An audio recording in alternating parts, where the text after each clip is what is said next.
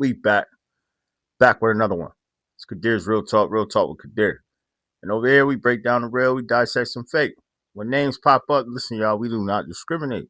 Ain't no secret. Don't forget to subscribe to the channel, smash that like button, share the video. Let's get straight into it. This one here is about Mr. Jim Jones, the fraudulent blood man. Yeah, the fraudulent blood. You know, I heard somebody the other day say, no matter what everybody think about Jim Jones, he put the Bloods on the map in the East Coast. I just shook my damn head, man. I just shook my damn head. Because yeah, maybe he put the little bit of the scene, but it was all fugazi. It was all fake. It wasn't real. Heard? And here's the thing. I'm gonna say allegedly, but I feel like, all of the guys who was actually better than Jim Jones, somehow, some way they got moved out the way. Either permanently or for a lot of years. Again, I said allegedly. But I came across a few clips because I got people in my comments, and they asked me, well, why do you feel this way about Jim Jones? Here's why.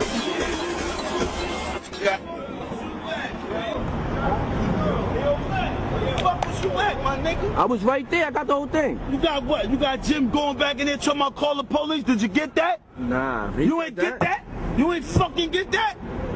You ain't get that? That's the studio right there. That's that nigga cars. Why you ain't get that? Nigga. Why you ain't get that, my nigga? You ain't getting nothing no more. Snitch. Jim Jones is now a snitch. Niggas telling on niggas and all that. Told on that nigga Zoo. He on the run. You told on him. You dry snitch. A lot of dudes don't know this. From Brooklyn. But he frequent Harlem a whole lot. He was in Harlem a whole lot. I've seen him in Harlem quite a few times running around back in the days. And trust me, he was nobody to be played with. A lot of people know him as Slice. You dig? Like they call him the Big Slice. Don't go no stop sign. Low slicey with the two shot big slice. New in Jersey on school with a Glock 9. For what? I don't know. I told mine. Niggas started against I blow mine. Tell them lane towns even that was wartime. Go. Yeah. You heard GKB representative. You heard Franklin Ave and Lincoln. Yeah, shout out to the whole Brooklyn. Bitch.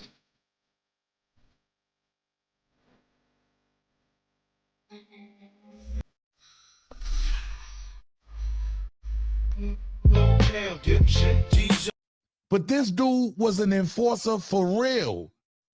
And this is like 2007, 2008. He was really putting on. Keep in mind, John, like I said, some people may take your life and act like they the ones that did that. So let me break down his story, right? Because this man made America's Most Wanted, y'all. I'm going to say that again. He made America's Most Wanted.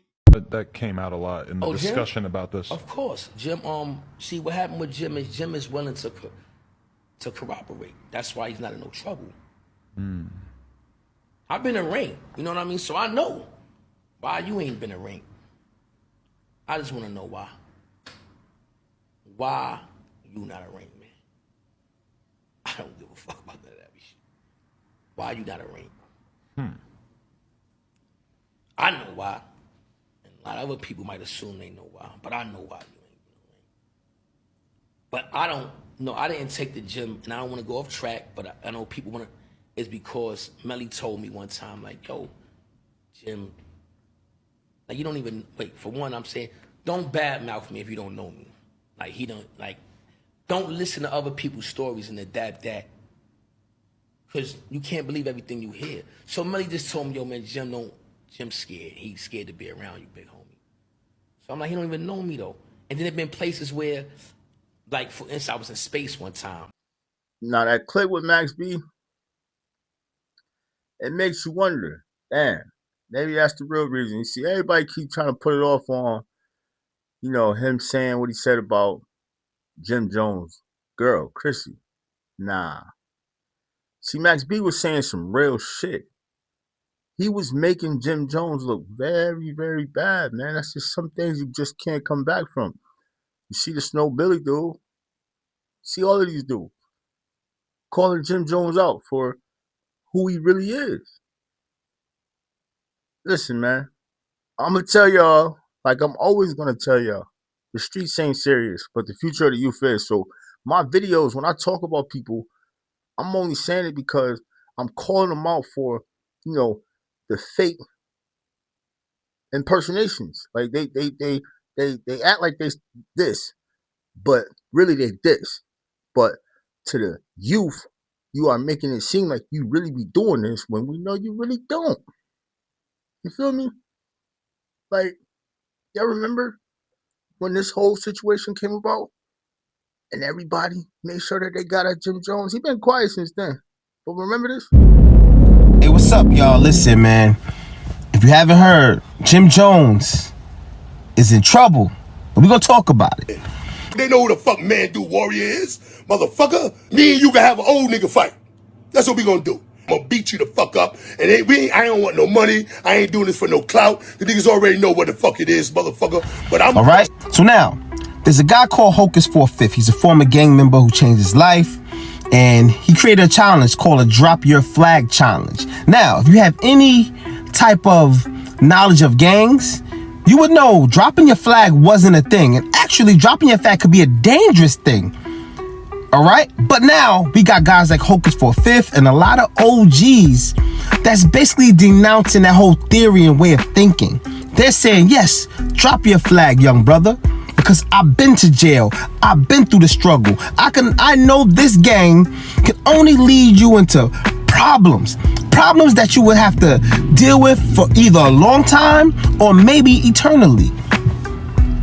I respect what Hocus 4/5 is doing. So now let's get to the Jim Jones situation.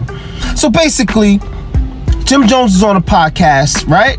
He was asked by Fat Joe, how does he feel about this Drop Your Flag Challenge?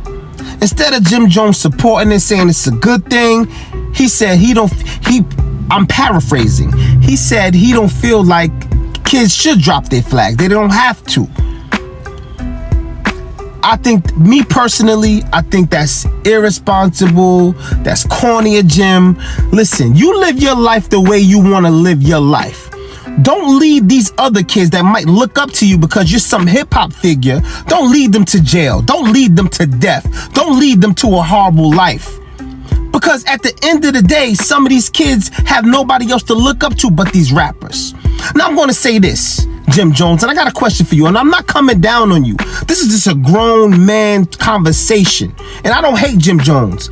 But all I ask you rappers is to be mindful of your influence. Be mindful of your power. Be mindful of your words. If you choose to be in a gang, that's on you. Don't make statements like, oh, I don't think kids should drop their flags. What kind of stuff is that? Why would you take something positive and basically, make it a negative? Why? Let me ask you a question, Jim Jones. You have a son. If your son was gang, would you want him to drop his flag? Matter of fact, would you want your son in the gang? Is your son in the gang? Or did your son go to the best schools? Did your son graduate? Is your son on the way to being a law-abiding citizen that's going to have a decent, good life? You want that for your son, but you don't want that for all these other kids' families out here? You don't want that for these other young kids out here, but you want that for your son. This is a grown man conversation, Jim. That's a good question, man. That's a good question. As we see, he don't want that for his son. But why would you want that for all these other sons out here, man? That's why I say the things I say.